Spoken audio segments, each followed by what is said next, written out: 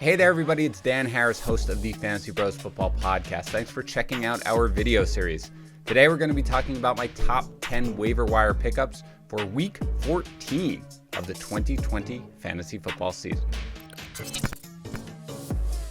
All right, at number 10, let's start with Drew Sample. And the fact that Drew Sample is one of my waiver wire pickups this week should show you just how weak Week 14 actually is. Now, Sample caught all 7 of his targets against Miami for 49 yards, and he also caught 4 of his 5 targets for 40 yards the week before.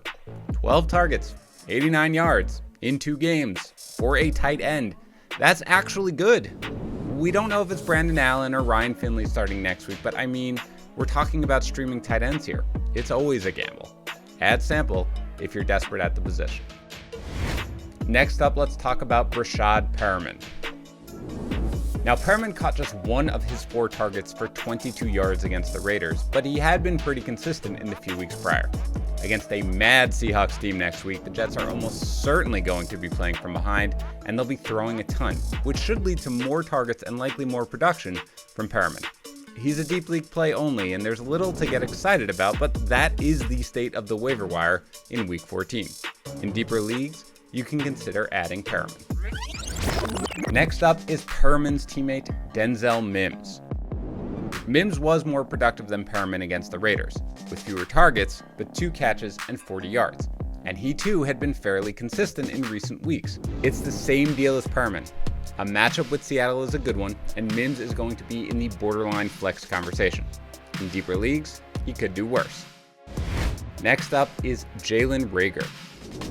Reagor saved his fantasy value against the Packers with a punt return touchdown. Other than that, he caught his lone target for 34 yards and ran the ball once for 11 yards. It is ugly in Philadelphia, and they've got the Saints up next, so you're probably not starting Reagor this week. But if they do turn the reins over to Jalen Hurts and the offense gets a boost, Reagor is the one receiver in Philadelphia who you want. If you're looking past this week, Reagor is the one to take a shot on. Next up on my list is Dalton Schultz. Now, as of the time of this recording, the Cowboys have not yet played their Week 13 game, so we don't know how Schultz is going to perform. But against the Bengals next week, he is certainly a potential streamer. Schultz has at least 5 targets and 4 catches in 5 of his last 6 games, and although the yardage totals aren't great, that type of work cannot be ignored for a tight end. That's especially true against the Bengals, one of the worst teams in the league against tight ends, who the Cowboys take on next week. Add Schultz if you're trying to stream the tight end position. Next on the list is Henry Ruggs. Now, Ruggs wound up with 3 catches for 84 yards in the score against the Jets, but the touchdown and 46 of those yards came on a last-second play that doesn't happen against any other defense. Nevertheless, Ruggs did play the most snaps of any Raiders wide receiver, and he has had 2 of his 3 most productive games of the year in the last 2 weeks. Now, Ruggs is going to be a risky play going forward without question, but he has a ton of upside, enough to warrant adding this week. All right, at number 4, let's talk about Adrian Peterson. Now, right now, we do not know DeAndre Swift's status for next week against the Packers, which means you have to add Peterson after his 2-touchdown game against the Bears. Peterson still gets it done when he gets to work, and he still gets to work when he starts. So if Swift is out next week, Peterson is a borderline must-start option against a weak Packers run defense. The fact that we won't know as of the time your waivers run is what keeps him from being the top option, but add him for sure, so long as there is any uncertainty. At number 3, it's Tim Patrick. Now, I said it earlier in the year with Samantha Praviti on our waiver wire livestream. If Tim Patrick had a more exciting name, his roster percentage would be through the roof. Look, let's throw out the dumb game against the Saints where the Broncos didn't even have a quarterback. Over his last 8 games otherwise, Patrick has either totaled at least 100 receiving yards or scored a touchdown or both in 6 of those 8 games. His worst game over that stretch, 3 catches for 44 yards. That doesn't even kill you in fantasy.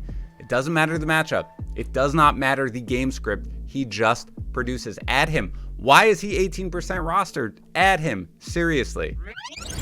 At number 2, it's T.Y. Hilton. It only took the entire season, but you can now start T.Y. Hilton with confidence. Hooray! 191 yards and 2 touchdowns over the last 2 games. He looks healthy, he's getting the targets, and he has a pristine schedule going forward. Hilton is a quality NFL wide receiver, and both he and Phillip Rivers are finding their strides at exactly the right time. Forget the past. He can be started every week going forward. And your top waiver wire pickup of the week is Kiki QT. QT is the priority ad because he has by far the biggest potential of anyone available on the waiver wire. He led the Texans in targets, catches, and yards on Sunday, and he thrived in the slot role vacated by Randall Cobb. The Texans likely aren't going to be chasing points against the Bears, who are tough against wide receivers. But Deshaun Watson has to throw to someone, and it's clear that Houston has little interest in running the ball consistently. If you're struggling at wide receiver, take the shot on QT despite the tough matchup. And that's going to do it for my top 10 waiver wire pickups of week 14 of the 2020 fantasy football season. As always, thanks for checking out our video series here at youtube.com/fantasypros. Don't forget to follow us on Twitter, Instagram, and Facebook at FantasyPros so you don't miss any of the great content that we're going to continue to produce all the way through your fantasy football championships.